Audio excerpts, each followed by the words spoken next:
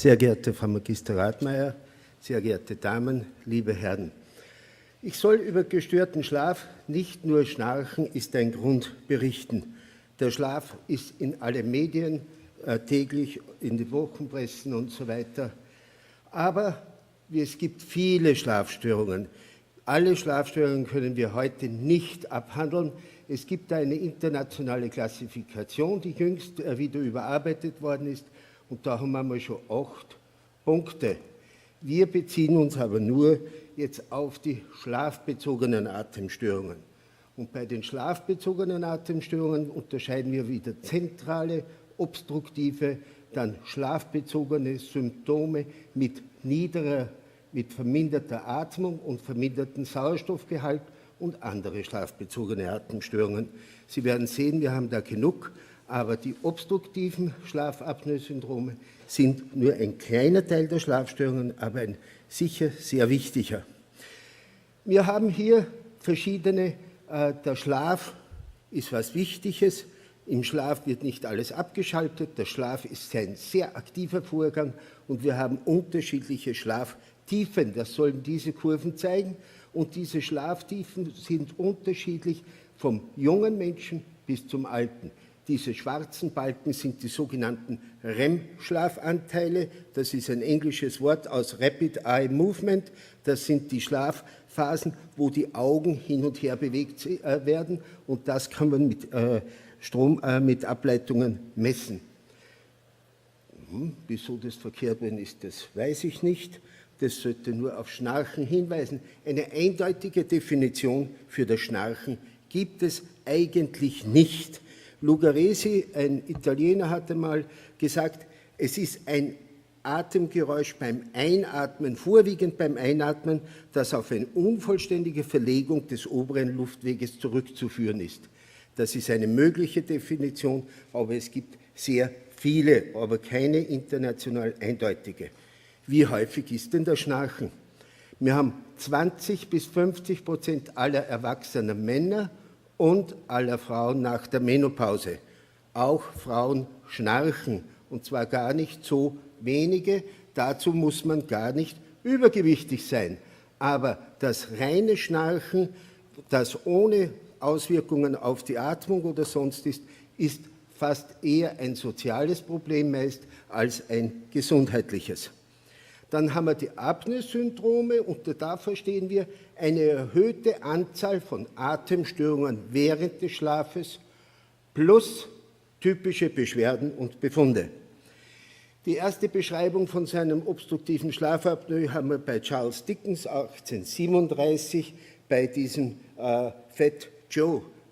Der ist schon im Stehen eingeschlafen und hat dabei laut geschnarcht. Wieso passiert das Schnarchen und die Enge bei der Schlafapnoe? Hier haben wir normale Atemwege und insbesondere ein Großteil bei der Rückenlage. Kollabiert, fällt dieser obere Schlundteil zusammen, die Zunge rutscht zurück und die Atmung hat Probleme, da durchzukommen. Wir haben hier verschiedene Kurven und zwar haben wir da eine obstruktive Apnoe, eine obstruktive Hypopnoe und ein obstruktives Schnarchen. Wichtig bei diesen beiden ist, dass die Sauerstoffkonzentration im Blut absinkt. Hier haben wir einen kompletten Verschluss, wobei der Brustkorb und der Bauch sich weiter bewegen. Bei der Hypopnoe haben wir einen verminderten Nasenfluss mit Bauch- und Brustkorbbewegungen und Abfall. Und das Wichtigste dabei, zum Schluss kommt es immer zu einer Aufweckreaktion, zu einem sogenannten Arousal, wie man in der Fachsprache heißt. Diese Aufweckreaktion hat zur Folge, dass die Schlaftiefe verhindert wird, dass ein tiefer Schlaf verhindert wird. In Summe, wenn das sehr häufig passiert, ist der Patient am nächsten Tag nicht ausgeschlafen. Ebenso beim obstruktiven Schnarchen, da wird geschnarcht, er hat aber keine verminderten Atemflüsse, der Sauerstoff wird nicht beeinflusst, aber er hat auch Aufweckreaktionen, die ihm die Schlaftiefe rauben und er in der Früh nicht ausgeschlafen ist. Also die typischen Befunde finden wir beim obstruktiven Schlafapnoiker: Schnarchen, beobachtete Atemstillstände, wobei wir von einem pathologischen Atemstillstand sprechen, wenn der über 10 Sekunden dauert. Ich werde Ihnen noch nachher ein Beispiel zeigen, da haben wir Atemstillstände von 112 Sekunden. Da wird einem schon ganz übel dabei. Und die Tagesmüdigkeit. Also Schnarchen, beobachtete Atemstillstände und Tagesmüdigkeit finden wir in einem hohen Prozentsatz, aber nicht bei allen. Das macht es manchmal so schwierig.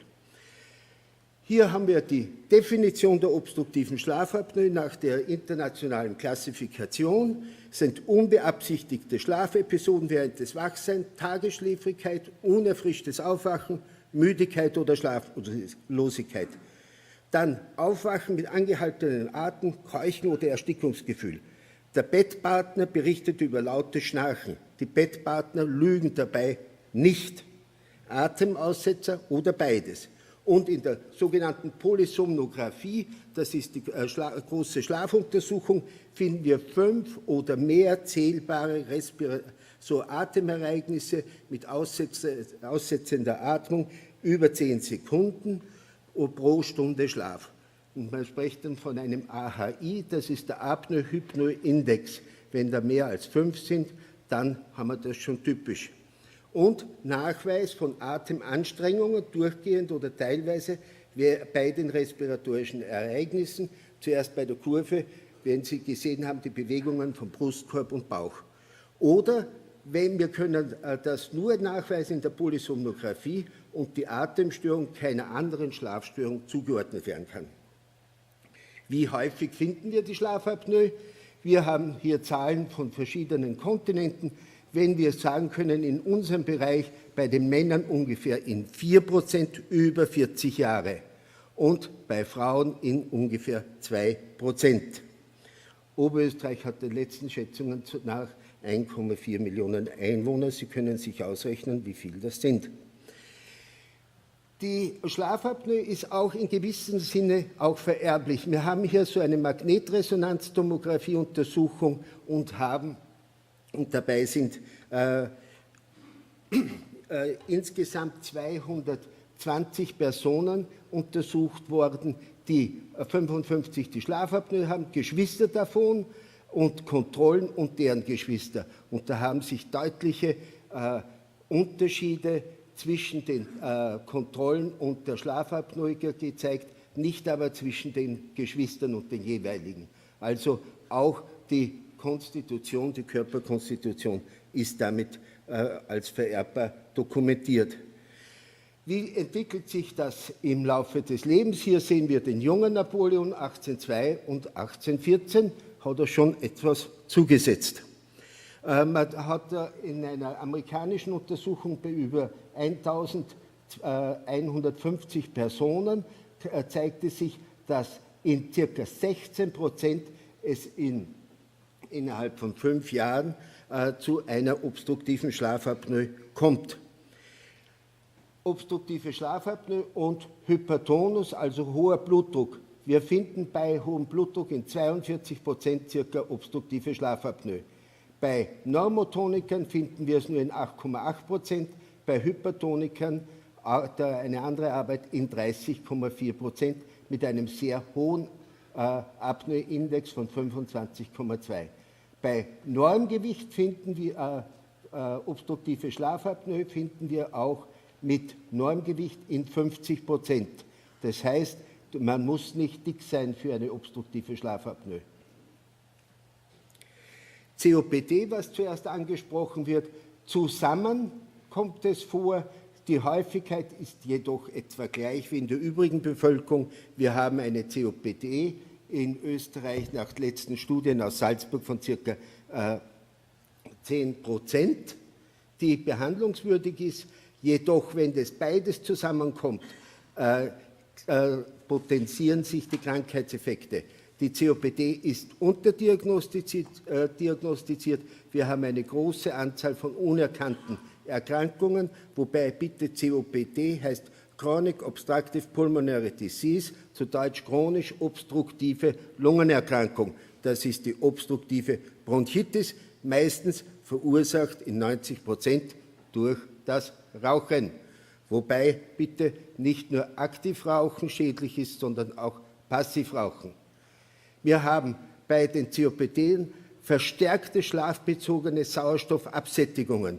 Und der niedere Sauerstoff ist für die Organe sehr schädlich. Wir haben vermehrt Auftreten von Herzrhythmusstörungen und auch, das wird immer noch diskutiert, aber weitgehend doch nachgewiesen, eine Erhöhung des Druckes in den Lungengefäßen. Entschuldigung.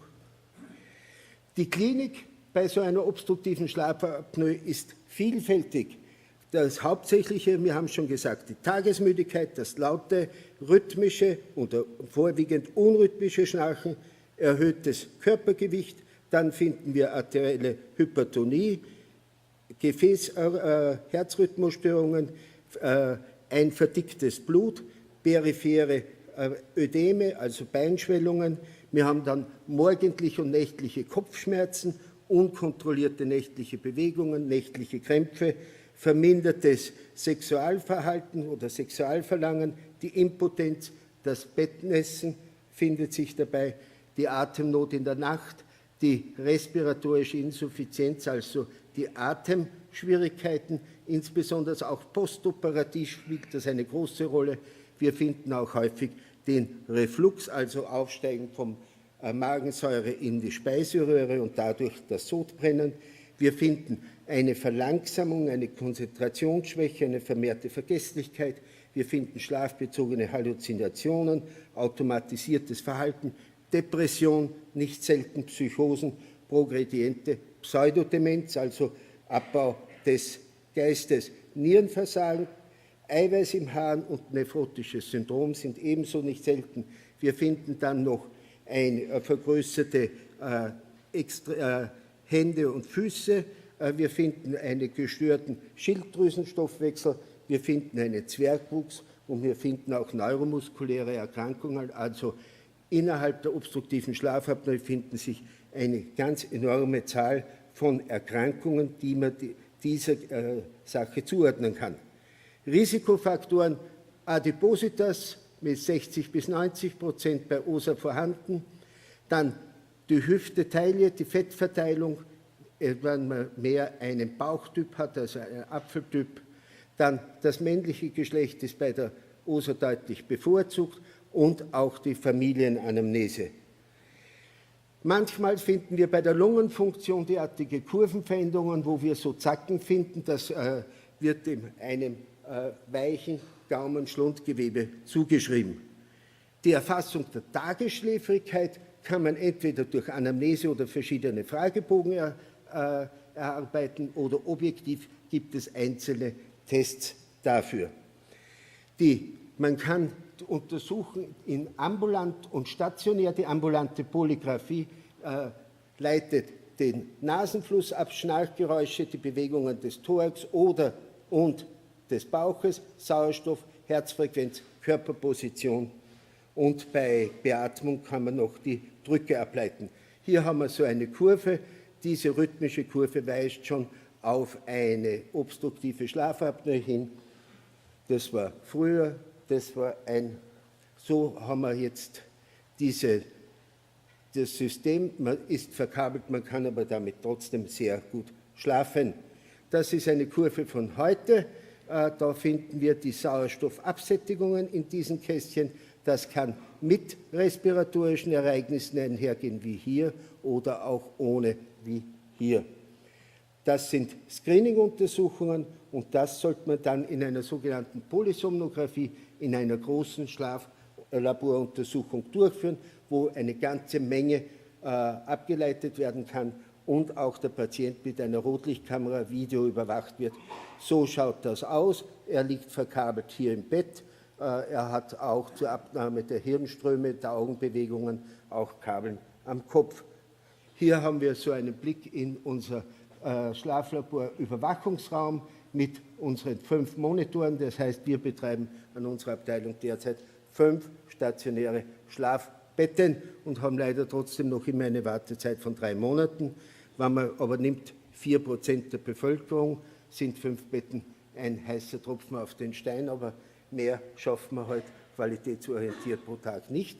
Hier haben wir diese verschiedenen Kurven von der obstruktiven Schlafapnoe, sind von hinten sicher schlecht zu sehen, aber leider ist die Vergrößerung nicht besser geworden.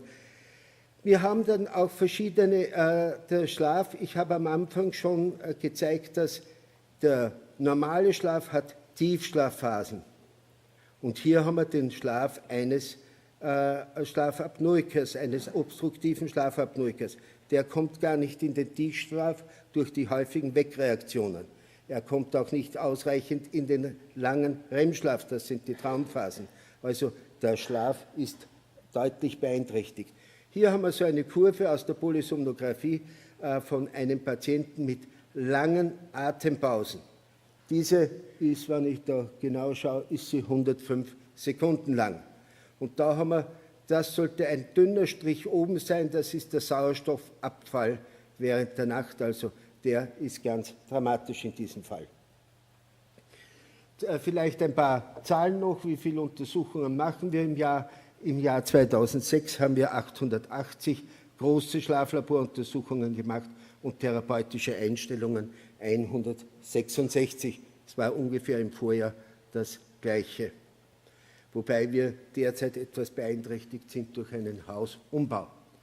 Allgemeinmaßnahmen bei nachgewiesener obstruktiver Schlafapnoe sind Körpergewicht reduzieren, die Seitenlage einnehmen, weil in Seitenlage die oberen Atemwege nicht so zusammenfallen. Danke. Hier haben wir so eine mögliche Hilfe. Da gibt es so ein Leiberl, wo hinten so ein Polster eingepackt ist, sodass man die Seitenlage automatisch einnehmen muss und nicht vom Bettpartner dauernd gestresst wird, dass man das tut. Dann die Schlafhygiene ist wichtig, regelmäßiges Schlafen, das Raumklima, das heißt nicht zu warm im Schlafzimmer, das Bett soll nur zum Schlafen da sein, nicht zum Lesen, nicht zum Spielen, nicht zum Essen. Man sollte vielleicht einen Grübelstuhl nehmen, das heißt, wenn man nicht schlafen kann, nicht im Bett hin und her wälzen, sondern heraus in den Sessel oder gehen, bis man wieder müde wird und dann erst wieder niederlegen. Und auch der Verzicht auf späte Mahlzeiten. Vermeidung von Noxen, abendlich Koffein, Nikotin und Alkohol. Alkohol erschlafft wieder den Schlund und prädisponiert wieder zum Zusammenfallen. Verzicht auf Schlaf- und Beruhigungsmittel, die verstärken das. Körperliches Training fördert die Schlafqualität und Medikamente für die obstruktive Schlafapnoe gibt es nicht wirklich. Das Theophyllin wird manchmal diskutiert, aber hat sich als alleiniges Mittel nicht richtig durchgesetzt. Was sich durchgesetzt hat, ist die sogenannte Beatmung, und zwar die nasale CPAP-Therapie. Nasale, da wird wir haben dann noch verschiedene Formen, BiPAP, Auto-CPAP und adaptive Servoventilation. Das Prinzip ist, dass über eine auf der Nase sitzende Maske Luft in die Atemwege hineingeblasen wird. Diese hineingeblasene Luft wirkt als Stütze, hält die Atemwege offen und dadurch kann man durchschlafen und kann solche Arousals und Schlafstörungen vermeiden. Diese CPAP-Geräte sind von 1985, hat sie der Australier Sullivan erfunden, sind über die Jahre deutlich kleiner geworden, sodass wir heute schon ganz sehr kleine Geräte haben. Hier haben wir noch das CPAP-Gerät, das den Atemweg offen hält. Die Nasenmasken gibt es verschiedene und mit der Maske, es klingt zwar unwahrscheinlich, aber je stärker diese obstruktive Schlafapnoe vorhanden ist, desto besser wird das Gerät genommen. Die Leute spüren den Effekt, am nächsten Tag ausgeschlafen zu sein, erholt zu sein und das funktioniert hervorragend. Die Maske ist ein Problem, die Nase ist immer wieder verschieden. Es gibt eine Menge Masken und hier ist nur ein ganz verschwindend geringer Teil. Jedes gute Schlaflabor kann mindestens fast an die 50, 60 verschiedene Masken anbieten. Und wenn von diesen keine passt, kann man auch eine individuelle anpassen. Wir haben da eine große Auswahl. Wir haben verschiedene Größen, sie sind leicht zu fixieren, sollen einen Halt haben, sollen keine Leckage haben, sollen einen guten Tragekomfort haben, leichte Reinigung und latexfrei, also allergiefrei sein. Das gewährt alles eine hohe Therapietreue und damit einen guten Effekt. Hier haben wir dann so eine Polysomnographie mit einem CPAP-Gerät und Sie sehen, was zuerst so dick und breit war, ist jetzt eine dünne Linie. Manchmal kann es passieren, dass trotzdem auch noch einzelne Apnoen durchkommen, und zwar zentrale. Darum muss man auch diese Einstellung immer überwachen. Hier eine Kurve. Die oberste ist bei kontinuierlicher Anwendung ist das Überleben deutlich besser als bei nur gelegentlicher Einnahme. Andere Therapieformen, Unterkieferprotrusionsgeräte, großer Name, bei fliehendem Kinn oder zurückgesetztem Unterkiefer gibt es verschiedene Möglichkeiten, diesen Unterkiefer nach vorne zu bringen. Sanierung im Hals-Nasen-Ohrenbereich ist wichtig. Es gibt dann noch die Möglichkeit der sogenannten Uvulopalato-Pharyngoplastik, ganz ein schwieriges Wort, UPPPP. Da würde ich davor eher sehr nur scharfe Indikation stellen. Es gibt Gaumeninterventionen, Zungeninterventionen, es gibt Kiefer-Gesichtsschädelinterventionen, es gibt noch Hals-Schlund-Interventionen und es gibt auch noch Mehrfachinterventionen. Diese Interventionen sollten nur in einem speziellen Zentrum dafür durchgeführt werden und ganz vorsichtiger Indikation. Die Tracheotomie, also den Luftröhrenschnitt, hat man früher als einzige Therapie gehabt, mit guten Erfolgen. Manchmal braucht man nicht und heute, wenn diese Maskentherapie nicht vertragen wird und der Befund gravierend ist. Manchmal auch noch ein Magenband zum Gewichtsabnehmen.